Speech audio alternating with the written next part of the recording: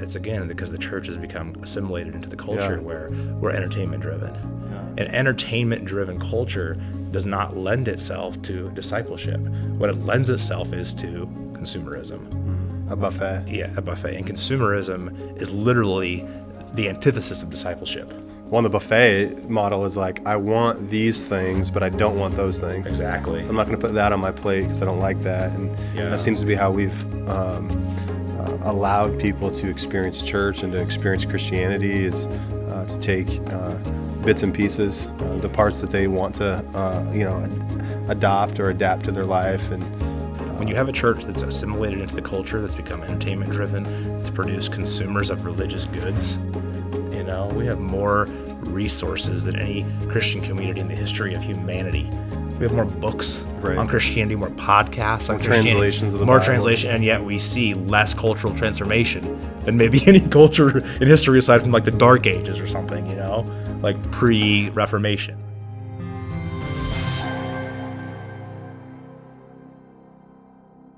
All right. Well, welcome to the Beyond Belief podcast. My name is Jordan Lumbard. I'm the lead pastor at New Point Church in Urbandale, Iowa, and I'm here with my friend Josh Goodman. He pastors alongside me as our teaching pastor at this church. And Josh, we're just going to get into some discussion tonight, really about the concept of this podcast, Beyond Belief. And one of the things that has, troubled me or been difficult for me in pastoring has been this concept that people seem to function spiritually out of belief only. We seem to live in a time where as long as you believe, as long as you've prayed a prayer, made a decision for Jesus, that's enough at least to gain you entrance into heaven. And it feels like so many people stop there and don't progress. And you and I have seen this for years, just the challenge in discipleship, trying to bring people along to maturity in Christ. And so I want to talk really tonight about this concept of going beyond belief, that maybe there is more to that. And so maybe what we should do is just sort of talk at the foundation of it all, bring some definition to what belief is, and then kind of build from there on how do we get beyond that? How do we get beyond that in our church? How do we get beyond that in other churches? Is it an issue that's more common in certain areas of the country or the world, or is it a global national issue?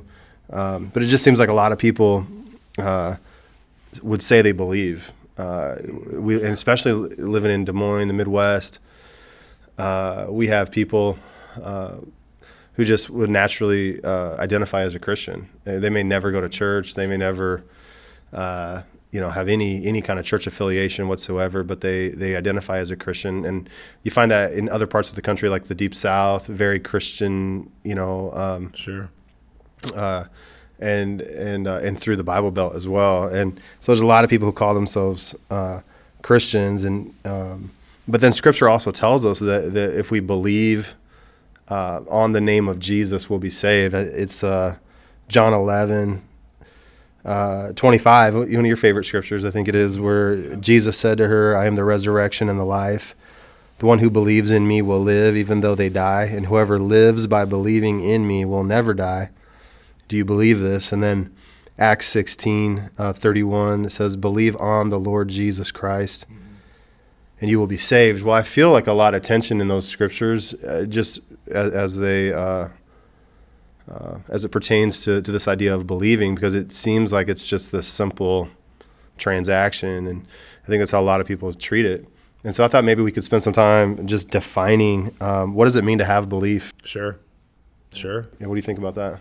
Yeah, I think it goes back, like so many things do, with stuff you wrestle with in the Bible and how things have maybe been, I don't know if I'd say altered or changed or have just been modified over the years, but the concept of belief in, first century Jerusalem, this ancient Near Eastern culture that Jesus lived in, they wouldn't have understood belief apart from a life lived in response to that belief. They wouldn't have believed that somebody believed unless they saw it manifest very directly, very clearly, very obviously in their life. There was just no, in fact, the word that they had for that, it doesn't even, there's literally no room in that for this idea of intellectual assent without living it out. It wasn't just a matter of, I understand in my mind that this thing may or may not be true. It was, I show that it's true by my actions. And you see that reflected throughout the Gospels, actually, and also through the writings of the other New Testament writers. But James basically makes that case early on in his letter, where he says, you say that you have faith, but I don't see, what are you doing? But you can see that I have faith by my actions. And there are people over the years who've wrestled with that, to be sure. But I think our idea now in this culture of belief is, again, it's an intellectual assent to a set of ideas. Right. That can be so far divorced from how it plays out in your life. So there are so many cliche examples, and I hate to use too many of those, but it's like, if you asked me, do you believe that this chair will hold you if you sit down in it? And I say, absolutely. And then you say, well, try it. And I refuse to. And there's a reality that I don't believe in. Again, I know that's a very basic and cliched example, but I think it does speak to a bigger picture truth, which is that you have to put your money where your mouth is. And I think that when you have this idea that we have in 2020, the belief is, again, just this set of ideas that we affirm, that we speak with our mouth. I think both the texts that you used, both in John 11 and both in Acts, what Jesus is saying is what he always said, which is, if you believe in me, you'll keep my commandments. If you love me, you'll keep my commandments. There was no, people can cherry pick and stuff like that, but it's pretty straightforward that there's a correlation between the two. Feels like there's this dumbing down that has happened where, we want the least amount of commitment as possible. Whatever we can do to make it, like I said earlier, transactional. Like if I just pray a prayer, all of a sudden I've got entrance into the kingdom of God, and I'm good to go for the rest of my life. It feels like the way we are defining belief culturally has played a large part into that. Yep. I think you even see that in some of the earlier generations of the church who relied heavily on like big altar calls and raise your hand. If you're out in the audience, raise your hand if you want to accept Jesus into your heart, and you do that, and maybe there's not a lot of follow up or whatever the case, but we think that somehow we've been taught that because I prayed a prayer, that's what saved me, or I've now believed on Jesus, and so I'm good to go now until eternity. Right. Which you and I both know, there's no sinner's prayer in the Bible anywhere. Right. There was never a call to a sinner's prayer. There was a call to repentance for sure, but that word, as you know too, is to turn and go another direction. So it involved a complete 180 of your life, not just a belief system. But they also, again, not to beat a dead horse here, but they understood that a change in your belief system manifested in a change in your life, your lifestyle. The genesis of a lot of what we see now really started in the late 1800s, early 1900s here. You probably heard of this guy, but Billy Sunday, pretty famous revivalist who had been a professional baseball player and then became a revivalist, had certainly... we'll say some issues. He was a power preacher, right? Pretty racist guy and pretty sexist guy as well, but really believed in these mass sort of what they called crusades, which is an ironic word considering what the crusades actually were. But and then a guy that I think was an awesome godly man, but picked up the torch, Billy Graham. But still, I think maybe unintentionally.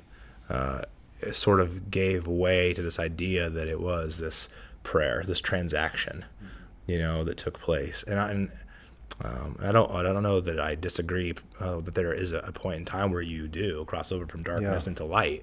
I just think that when it's left at that, you're in trouble. You see, and I've done some reading on like Billy Graham, and I've talked to like my dad and my grandfather about some of those crusades that Billy Graham did, and they would say that they don't think that it was really his intention. Right. That if you understood behind the scenes, there was this mass effort to, connect people to local churches and do all this. But at the end of the day, Billy Graham was an evangelist. Exactly. So he was going to move on to the next city and was going to try to get as many people saved. Soul winning, right, was really what we were talking about. And so as a church, as pastors, there's a much different call that we have than someone who's an evangelist who's just blown into town and then blown out the next day.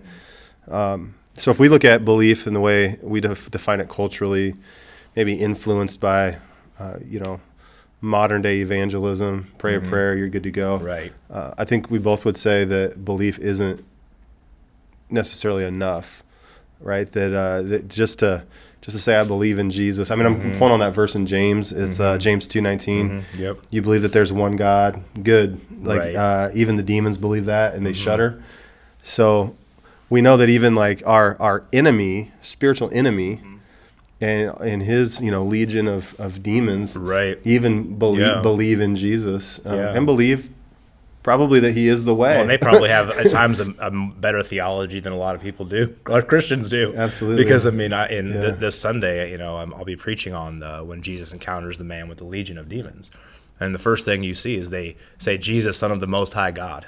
Right. What if you don't torture us before our appointed time? We beg you to send. And you're like, they knew who Jesus was. Like They weren't there's confused. no mistakes. No. So I mean, They for sure had better theology than the Pharisees. for sure. Yeah. Exactly. Yeah. Yep. Absolutely. I think that I will say this to a point that you made is I do think that belief is enough if we have the understanding of belief correct. Okay.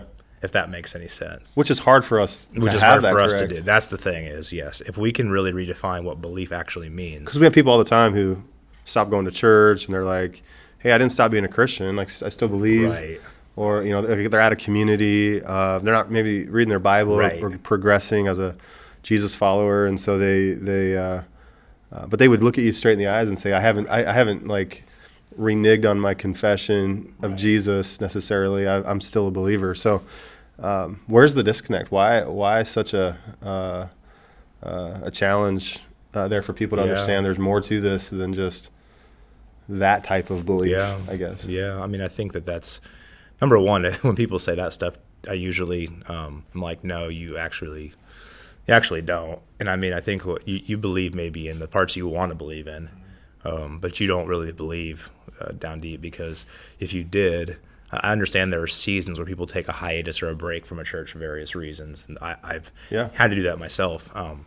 But I mean, the church is God's gift to us, and it's the way that it's the Christ is Jesus is the head of it, and we're the body. I mean, you can't live apart from that, and so I think that there's some things that people are able, unfortunately, in this society that has so many options, so many choices, so much autonomy, and we're in a culture that values autonomy as really the greatest good. That they think that, again, it's okay. The disconnect is they feel like they have the right to live their life how they want to live it, and the idea of submission to somebody else, even Jesus, right, is a very hard thing for them to grasp, especially where it butts up against the things they want to do. And so I think that the disconnect really comes from this tension in our culture and the spirit of our age, which says and we've talked about this many times before, but it's the whole idea of you do you, live your truth, and these nonsensical ideas that Individualism. right, all those things that go hand in hand. And so the disconnect is the tension they wrestle with there between that and then this idea that, well, wait a second, actually the greater freedom here is if I can submit myself to people, submit myself to Jesus, and then part of what Jesus wants me to do is be engaged in a community. And it's the whole kingdom without a king thing. And humble myself and submit myself to people. And again, I'm not saying people haven't been wounded. You and I have been both individually and in separate occasions terribly wounded by the church. For sure. But here we sit, and I'm by the grace of God, and I don't mean to toot our own horns there, but I think the disconnect is people really believe that they can do it on their own. And because why can't they? Every other part of our society tells them not only that you can do it on your own, but that you should do it on your own. And the best way to live is to do it on your own. And if that's going to bring you the greatest level of happiness, right? Which, we know is not true. And we see the results of that in our culture every day. So, everything is just so counter to culture that we try to teach, and that you try to build disciples in Jesus. It's all we've talked about it being kind of like this alien community or foreign belief system, because it's so counter to the ideas of you do you, or look deep within yourself, find that power from within to kind of get through it and to make a name for yourself, or to just be everything you're supposed to be in life. And this idea that I may actually have to lean on some people, I may have to rely on some other people, I may not have everything I need to make it through the day.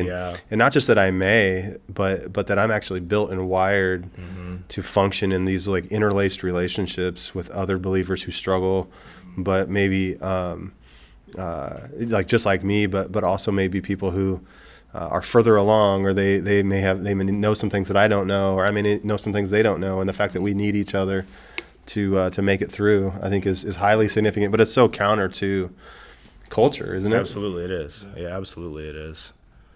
I think that's one of the things I'm processing, lately as a pastor. We spent some time just at lunch talking about the disconnect we see between people who say they believe in Jesus, and then you look at their life and you're like, what? And what is going on? And I don't know, it must have been like 6, 7, 8 months ago.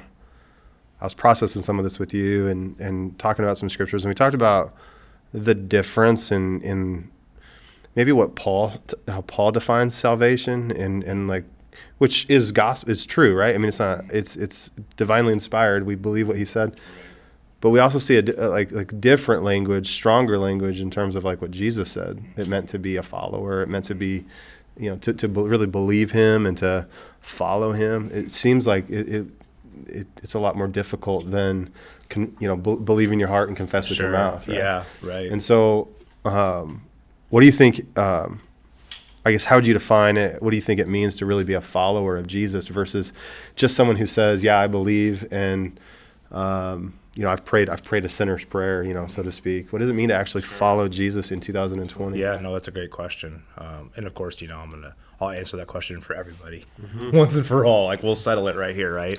But no, I think that on a note on something you said that I think is important is, I think what happens too often is people read Jesus through Paul instead of reading Paul through Jesus. Yeah. And so while it may seem like Paul is giving more of a laissez-faire or laid-back, at times, view of salvation, keep in mind, again, his, first of all, the legalism he came out of as a Pharisee, sure, right, which he's reacting to because he saw the hollowness eventually of that through the revelation he had of Jesus, but also that he's writing to people who also have already heard of everything Jesus has taught. Right, and that they're trying to follow, and so he's expecting on a level, as you see in his instructions in his letters, that they will obey. And so I think what he's getting at too, especially, is like this is a heart thing that needs to be in your core. You know what I mean? And like, you need to be able to confess. This confession for them, keep in mind, confessing with your mouth, in that culture, was crazy. Right. It wasn't as simple as it is here. So he's actually calling into this deep level of commitment when he says believe in your heart and confess with your mouth, because if you were confessing with your mouth, a confession in and of itself, and you think about Westminster Confession or all these types of things, but you think about a confession was a testimony, was bearing witness to the truth of Jesus. More than just, I believe. Right. It wasn't just this thing, walking down the street and, I'm filling out a census, which we're doing this year. Check here. Are you Muslim? Are you Buddhist? I'm Christian. Right? No one's going to come to your house and drag you and your family out and put you in prison. Right. But back then they would have. And so that confession part was still a high level of commitment. Because it's public. Yeah, it's public back then. Yeah. And their baptisms were public. And those were big Which things. is a confession. Yes, a confession. And so this was some serious stuff. And I think what happens sometimes is people will read that stuff of Paul and they'll forget that, he's interpreting Jesus for us, and he's giving instruction to the church. And I know that's a long answer to the question you didn't ask, but to the part that you're asking about, what does it look like to be a Christ follower in 2020? Am I remembering that right? Yeah. I mean, I think that not to totally rip off something that you and I have talked about lately, but I do think it's a great definition of an article I sent out to our team.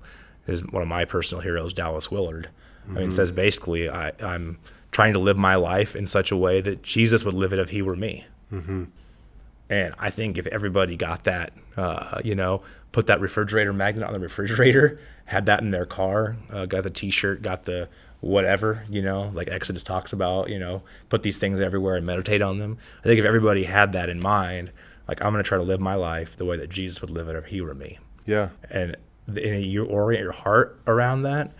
Like, to me, that's a pretty simple definition that obviously has layers and Because layers and layers. because that's a statement of like complete surrender. It's like my life is not my own. Exactly. He controls it. He owns me. Whatever he wants me to do. So it comes down to even like basic simple questions like, would Jesus buy this house if he were me? Would he live in this neighborhood if he were me? Would he marry this person if he were me? Like, if Jesus was me, would he say these things? I don't think he would marry anybody if he You're were right. me, But the same idea. Otherwise, I get you. But in key decisions, do we think of Jesus that way? I don't think we do. Like, would he take out that credit card? Would he take out that loan if he were me? Like, what would Jesus, if he was living my life? How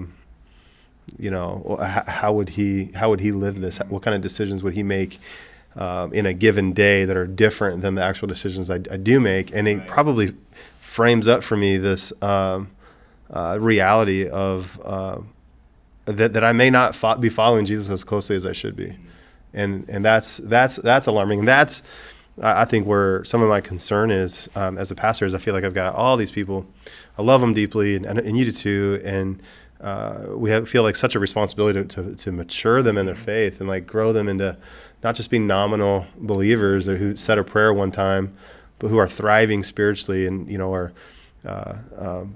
people who are bringing hope to their families and to their neighborhoods and places of employment. And so, how do we get them there? And it feels like the way to do that is to not just be a person who believes, but who is a follower of Jesus. Jesus calls us to a pretty intense expectation. He says, if you want to come after me, you need to deny yourself. Mm-hmm. We could talk about that all day, especially in 2020. Right. Take up your cross daily and follow me. And there seems to be this pretty radical call. Like, hey, that it may not be for everybody. Like it brings back to mind those scriptures of how narrow the road might be. Sure. And which plays a little bit in contrast to like the massive crusades where thousands of people are flooding the altars and giving their heart to Jesus, which I think is beautiful to witness. And we've seen even like Reinhard Bonnke, and it's unbelievable stuff. But Jesus, I think he even knows that the thing he's called people to, it's not going to be the masses who are following that path, to come after him. And so how do we start to transition people from just being believers, good people, sure, to people who have that fire in their eyes, that hunger, following Jesus no matter the cost, willing to lay their life down every day. What do you think? How do we do it? I don't know. Man, this is the $1 million question. It is the $1 million question. Probably more than that. Probably several billion. But I think that, and obviously, if we had the... Because I'd like an answer. Yeah, I was going to say, that's what I was thinking. I'm like if we had the answer to this, I like how it was asked from you to me as well. But I think that, how do we do that? I'm definitely treating you like my guest on this. Yeah, I appreciate that. I feel honored. I think that I talked about this a little bit actually on last Sunday in my message, kind of at the introduction to the series that we're in. But I talked about how my personal philosophy of ministry has been and always will be that we're continually just pounding Jesus into people, that we're always pointing them to Jesus. And I'm not talking about just the crucifixion, the resurrection, right? But the Sermon on the Mount, which we're going to spend the whole summer in here in a few months, and the way that he lived and how he ministered to people and what he called us to and what that looked like and the countercultural nature of his teachings and the countercultural way he lived and the early church and all these things. It's just like, if you want people to be what we're all aiming for, which is what you're saying, is to be more like Jesus, the best way for that to happen is for them to get to know Jesus. Yeah. And I think there are multiple ways in which you can help people get to know him. But I think sometimes, and I can see, let me just say, churches I've at times been a part of, on occasion we've maybe moved around Jesus a lot, but not always been as direct as we could have been with the Jesus message. So we taught He's definitely people- been a buzzword. Well, right, and it's like Yeah. here's how Jesus. So here's how Jesus will make you a nicer person. Here's how Jesus. I remember when I was a youth pastor many moons ago, and I had a really great youth group. These parents came to me and they said, "Hey, we love you. We really would like it if you would talk to our son about getting better grades and not talking to his girlfriend on the phone so much." And I was very gentle with them, but also very honest. And I said, "Guys, I that is not my concern." And I said, I'm going to tell him all about Jesus, and I'm going to point him to Jesus, and I'm going to just continually present the way of Jesus to him. But I think that speaks to the fact that those are honest, probably, from what I could tell, good parents who cared about their son and thought they were doing the right thing. But they're like, it's a bizarre idea. Because they're focused on behavior. Right. It's a behavior modification type of thing. And, and Just be a good person. Especially in the girlfriend thing, it's not even a bad thing necessarily, right? It's not like he's in this egregious sin. Teenage boy, though. Right, exactly. Like, Could become a... well, but this was, I think, just on the phone, Yeah, So, you're right. But I think that, again, it's just really continuing to re-emphasize Jesus and then making room for the Holy Spirit. I think, as an aside to this, I think something that if you're going to get down to technical aspects of things, I think you have to be able to contrast Jesus with the culture that we're in. And I think we also have to teach people how to pray.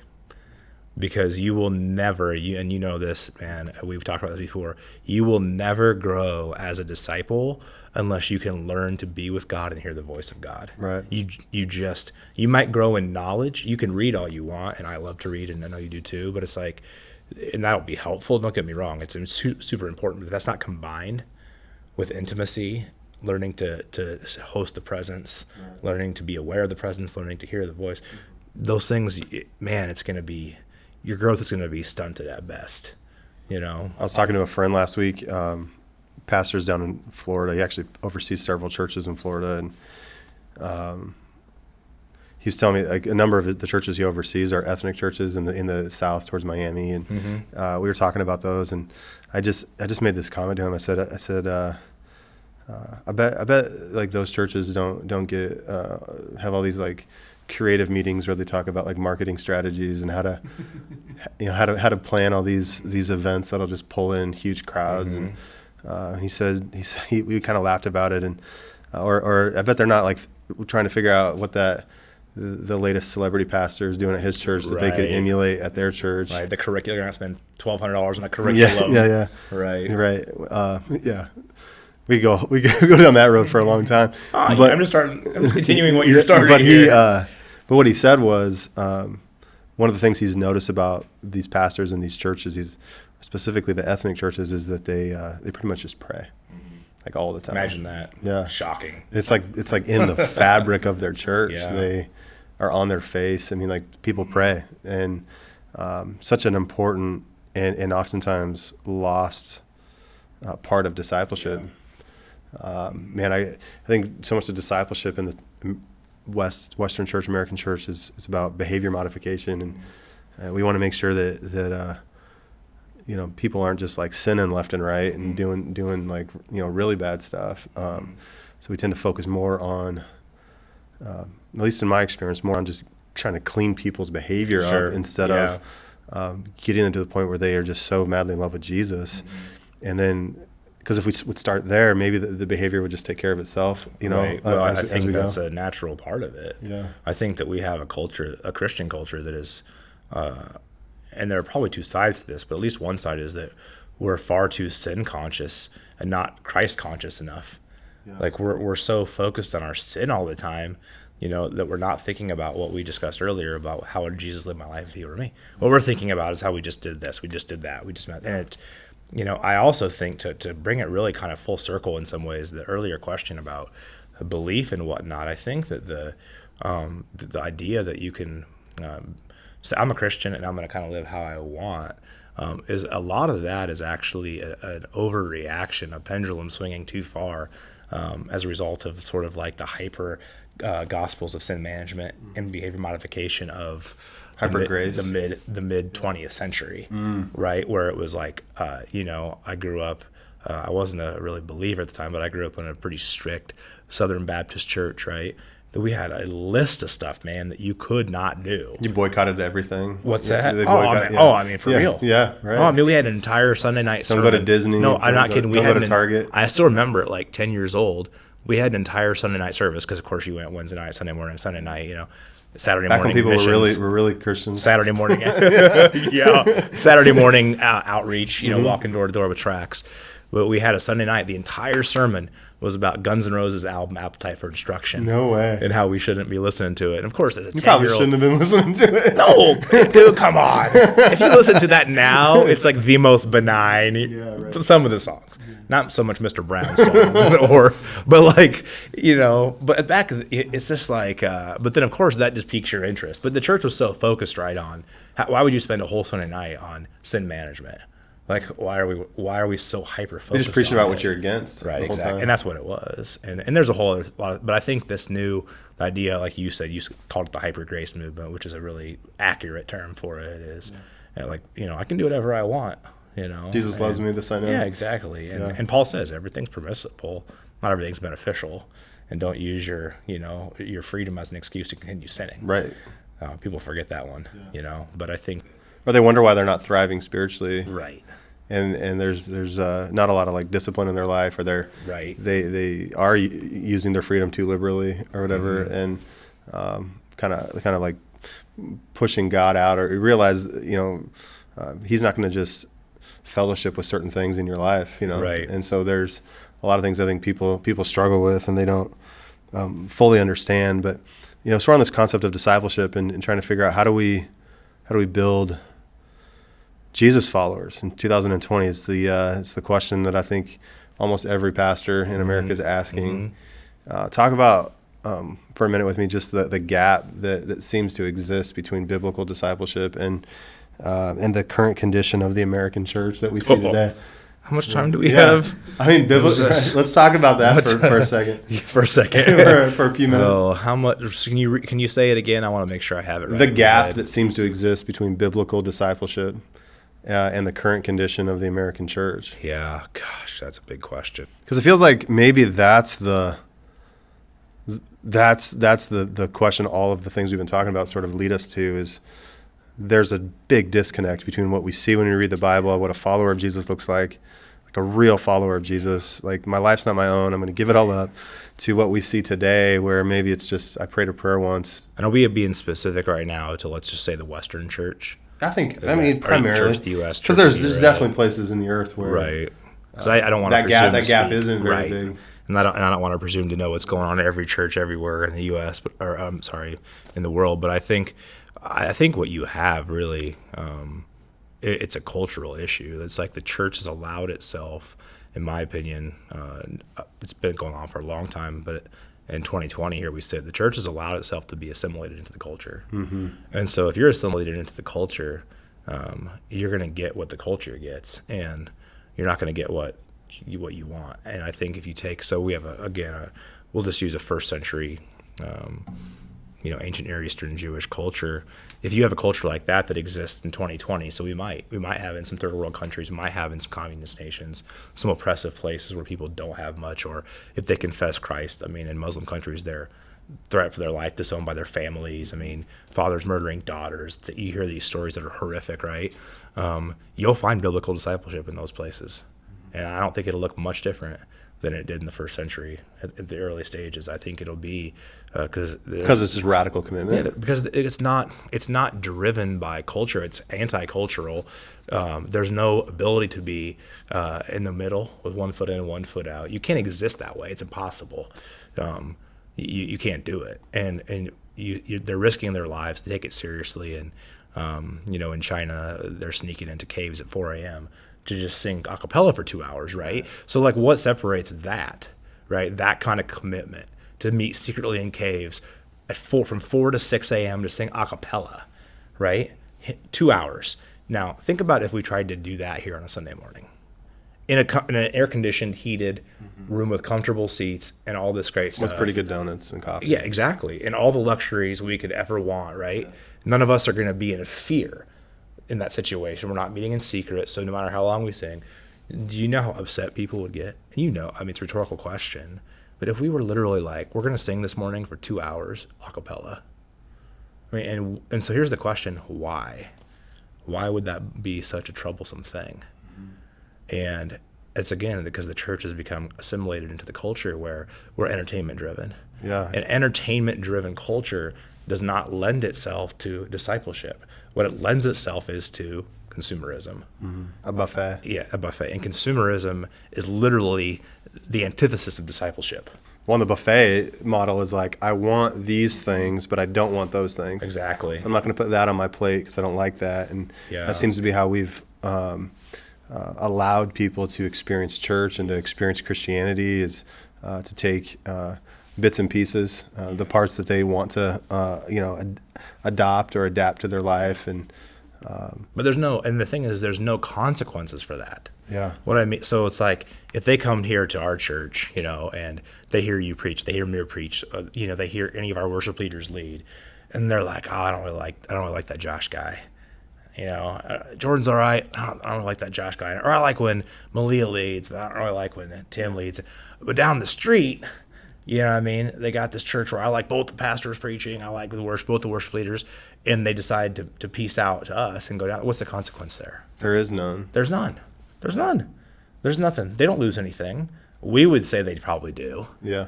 For sure. And we would say they're losing continually a lot by operating that way. But in their mind and how they see it play out, what are they losing? They're not losing anything. Right. They can go to church every Sunday, get a feel-good thing. They can like it, and be good. So I think when you have a church that's assimilated into the culture, that's become entertainment-driven, that's produced consumers of religious goods, we have more resources than any Christian community in the history of humanity.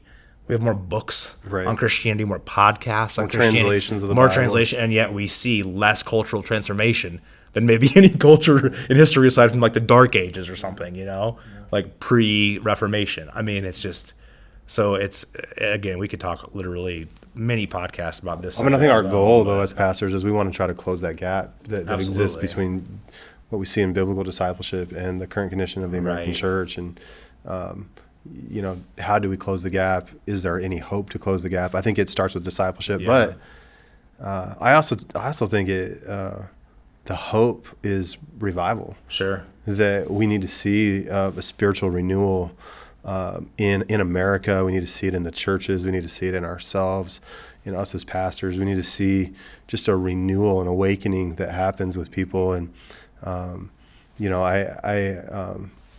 know that can be kind of difficult to pin down and to develop a strategy for that. And how do you create that? Well, you don't create that, but I think we can create the conditions for it. Sure. And I think that's part of our responsibility as pastors. I'll lead this church to a place where the proper conditions exist for revival to touch down, to do what it wants to do here, for people to be set on fire, to get the fire in their eyes, the hunger for God. How do we close this gap? How do we prepare the proper conditions? How do we help disciple people towards this? I mean, I think that, those are really good questions. And I think that one of the things that may be the key thing, and you can definitely add to this or correct me if you think there's something better, but is like, I think if we sit here and say, as lead pastor, teaching pastor, the rest of our staff, the rest of our elders and our board members that are, spiritual participants and leaders in this church, I think what you say is we would like to see a awakening within our church. We feel like maybe we have a lot lying dormant. There's certainly good things going on. We could talk about those too, but there's a lot of things that we'd like to see improved. So, okay, let's take a hard look at what we want, and let's take a hard look at what we're doing. And are there changes, radical changes? Where are we assimilated into the culture? Where have we allowed ourselves to compromise because it's convenient? Where have we allowed ourselves to compromise because it's not difficult?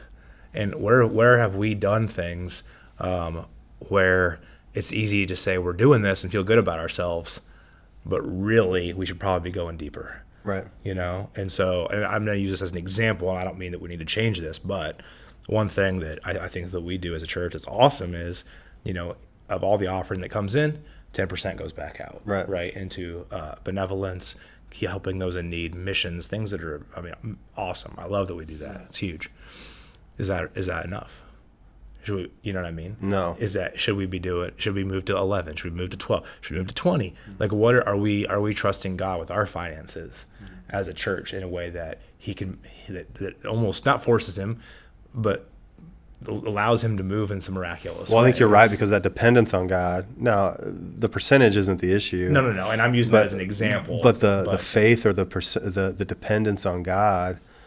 My life is not my own. This, we're living by faith. This church is not ours; it's God's. Sure. Some radical faith, radical dependence on God has to be one of the things that we look for to create a condition for revival. Right. I mean, we can't manufacture this, but it's like, hey, are we living by faith? Are we living in obedience? Are we doing the things that Jesus wants us to do? Are we missional? Are we just kind of all coming here to be served, or are we looking at how we can like serve the world and make a difference through, social action and helping people who are in need, and serving in our local church and whatever the case. But I mean, are we consuming and really getting very spiritually large, or are we exercising this? Are we giving away what's being poured into us? And I think that's what stirs up hunger in us too. Yeah. And one of the things I've always wondered, because we've talked about spiritual hunger more than once since we've been running together, but if I'm not hungry, why? And I think that would be it's been a really powerful question for me at times, if I've just been coasting, or maybe not as hungry as I have been. Sure. But if hunger doesn't exist in me for like the deeper things of God, and for the presence of God, for power, signs, wonders, miracles, whatever the case, to see God do in my day things that I read about in that book. Right. Exactly. If that hunger isn't in me just for Him and for my relationship with Him and His presence, and why? Yeah. And kind of what you were talking about, like what things are in the way, what sort of cultural rhythms and flows exist that have maybe been adopted into my life that really shouldn't be there, that make it very difficult to be a follower of Jesus, that aren't supposed to be a part of a Jesus follower's life, that are making it I don't know, making us desensitized, making us dull. Well, they keep our comfort high. Yeah. And I think, dude, this is a big thing, and I don't mean to, emphasize this particular aspect, but since we got on it in terms of the 10% and the giving, I think about one of my favorite poets of all time, probably maybe my favorite. He has this great the stanza where he says, "After years with a crown on my head, I've grown overfed, unconcerned, and comfortably numb. Kept busy indulging in the comforts of the pleasures of the wealthy. Oh, someone make me afraid of what I've become." Oh, wow. And so he's a Christian guy, obviously. Yeah. But it's stuck. I don't memorize poetry as a general habit, but I love it. But I don't always have much memorized. But those lines have stuck with me, because I think that when you look at individuals, our lives, life of a church, like we're in a culture where we have crowns on our heads, and we're oftentimes overfed. I mean. Literally, right? You see people grabbing like 4 or 5 donuts on Sunday morning. But like in all seriousness, though, and something you said earlier I thought was really good, and it's very accurate, which is we can't create revival, right? The Holy Spirit has to, but I do think we can position ourselves, which you were alluding to. But I do wonder, and this is purely a wondering thing. I do wonder, like, let's just say that we decided as a leadership group, we were like, you know what, like it's time to divorce ourselves from this culture in some radical ways, because we need to be an example to our people, to our members, to our covenant members, and our people that are not there yet but maybe will be. So let's say we get up on a Sunday morning and we're like, hey guys, there are churches all over the world, that are suffering and in need, and here we sit with apple fritters every single Sunday morning, and there's nothing inherently wrong with an apple fritter, right? Because there's not. But we feel that God's calling us to say, no more donuts, no more coffee, and no more name the thing, right? Whatever we came to this conclusion of, and stuff that would be sacrificial for us. That's not even sacrificial. Air conditioning in July, Let's not go that far. But you'll see me preaching in like a tank top. Tank. But like if you do that, so I know that you can't manufacture revival, but I often wonder what kind of response would that create in people, Right. when their leaders are like, look, we've grown, overfed, unconcerned, and comfortably numb, and we've become afraid of what we've become. And we don't want to go any further. We want to leave a legacy for our kids, for our families, for you, that we, I'm thinking right now of the end of Schindler's List, right? Yeah. Where it's like, look at this watch, 50 lives right here. Look at the, man. and I mean, it's, and look, I mean, there's nothing wrong with having a watch, unless God tells you to give it away, and you're disobedient and don't. So I just wonder, like, what is the level of obedience that we, and I can only speak for us, but maybe other churches too, would need to adhere to or submit to, and then they could see what they want to see. Well, I wonder too, like, I mean, what you're getting at is this concept of, for revival or for spiritual awakening to take place, there is a responsibility that God has in that only He can do, only He can bring it. But then, like, what part is His responsibility and what part is my responsibility? Because there are things that I can do to, like, till the soil of my soul. Absolutely. And to prepare myself to receive whatever He wants to pour out. To put myself in a place spiritually where I'm willing to be uncomfortable, I'm willing to be stretched, I'm willing to be taken into places, experience things that I've never experienced before, that I'm not so set in my ways. So how do I mean, I've got to be able to do that for myself so that I don't just continue to rely on old, stale, yesterday's manna for all of my life, but for a church as well. I mean, we have to ask that question: what is His responsibility and what is ours? And especially being pastors of a church, like, that's something that we have to probably spearhead and lead, and to encourage our church to begin to prepare the soil of their soul for God to pour out in us what He wants to do, so that ultimately we can make a big difference for the kingdom of God. Yeah, and I think that's absolutely it. And I think it starts with the two of us and the rest of our leadership team. There's this, Bill Johnson talks about this, the Old Testament concept, right, of that fire always falls in sacrifice. So they'd always place the sacrifice on the altar, prepare it, and then fire comes down and consumes it, right, burns it up. And that was a beautiful thing. The smell was, holy and great in God's nose. And then we're told in the New Testament to offer your bodies as a living sacrifice. And obviously it doesn't mean you literally kill yourself. It just means that here I am, everything I am is yours. So the idea that fire still falls in sacrifice, so you and I and the rest of our leadership team, we put ourselves on the altar and say, here we are. And God brings the fire. Bring the fire. So I think that's what you're saying, and I 100% agree, which is we have a part in that. We do. And it's not a manipulative thing. I think it's just it's a here I am, send me. Or, well, I don't think, I've never seen the fire come to a bunch of people who weren't on the altar. Right. Yeah, it feels like He's not tilled the soil. I've never seen Him just waste it like that. Right. Exactly. Like, so there's the job, responsibility we have to prepare the conditions, and feels like as we're discipling people, helping them become followers of Jesus, understanding this biblical discipleship, I'm going to lay my life down. I'm going to take up my cross every day. I understand my life's not for me. I'm going to reject cultural rhythms and cultural norms, and not just be this cultural Christian, but I'm going to be someone who is set apart, that we've created an environment for God to do the impossible, for God to do things that only He could do, and that's what I want to see. That's what I know we want to see. And I can't express that more. Just the passion and the hunger that I have for seeing people grow in Jesus, and seeing them experience things they never even knew existed. It feels like that's sometimes the challenge we have, is trying to inspire people and challenge them, and they don't even know what they're missing. Yeah, well, that's the thing. We've got to show them there's more. Yeah.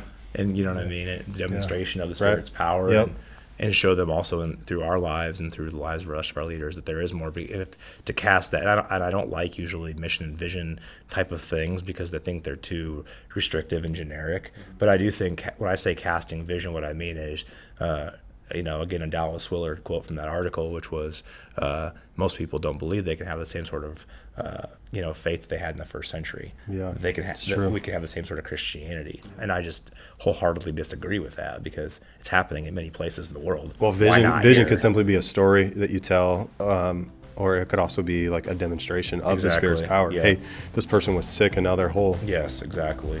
Let's have a vision for that, for more of that, Yeah. This is exciting stuff. This conversation could go on for hours, and It could. I think that maybe this is just part one of a deeper dive into biblical discipleship. For sure. How do we build people into Christ followers in 2020? Man, good stuff today. Yeah, it was good to be your guest. Yeah. Anytime. I'd like to reverse roles maybe next time. Let's do it next time that way. Yeah, thank you for listening that'd be to great. this podcast, Beyond Belief, and we'll catch you next time.